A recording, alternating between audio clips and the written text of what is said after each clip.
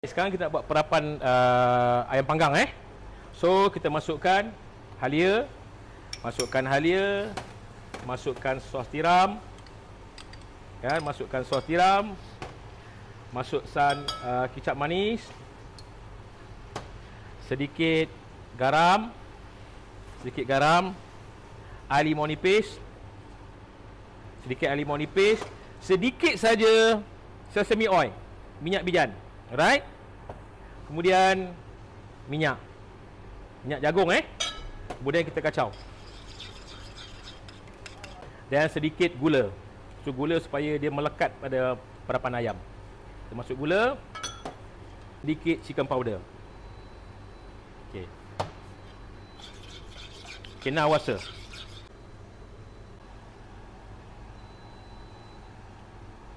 The best, kita kena prep sekurang-kurangnya setengah jam ataupun sehari semalam.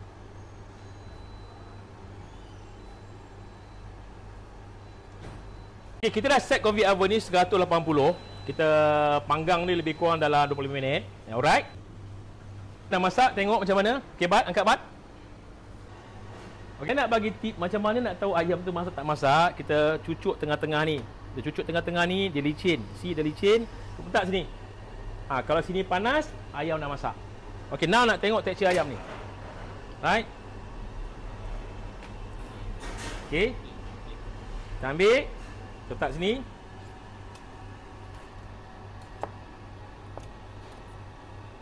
Bismillahirrahmanirrahim. Bamba Chicago Megano. Okey, sekarang ni saya nak buat nasi ayam ala-ala rumah lah, ala-ala rumah. Saya masukkan beras dalam ni dulu.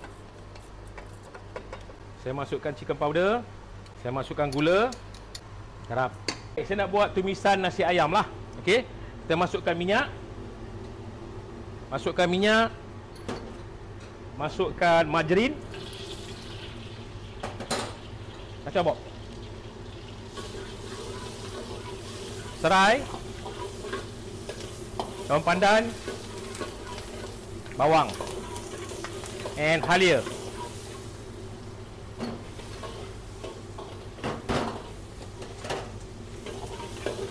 Sos tiram,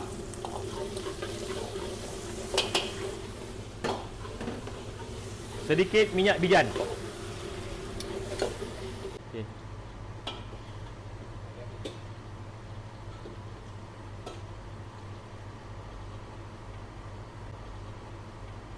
Okey, kalau dia ikut the original nasi ayam ni, kita pakai lemak ayam. So lemak ayam tu kita panaskan kuali, kita bagi lemak ayam cair dan kita masuk bahan lah, margarin whatever. Tapi yang ni kita pakai rice cooker, kita tak pakai lemak ayam. Cuma kita pakai dan kita kacau dia. Dan ada setengah-setengah buat nasi ayam tu dia goreng dengan beras pun boleh juga. Alright? Dan kita kacau macam ni. Kemudian kita masukkan air. So masukkan air.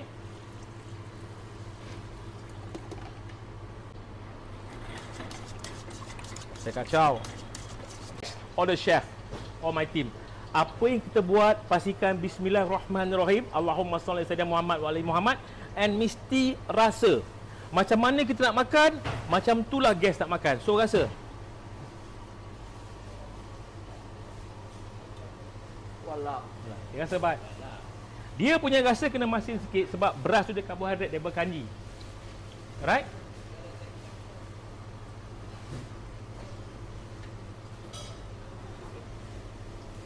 Okay.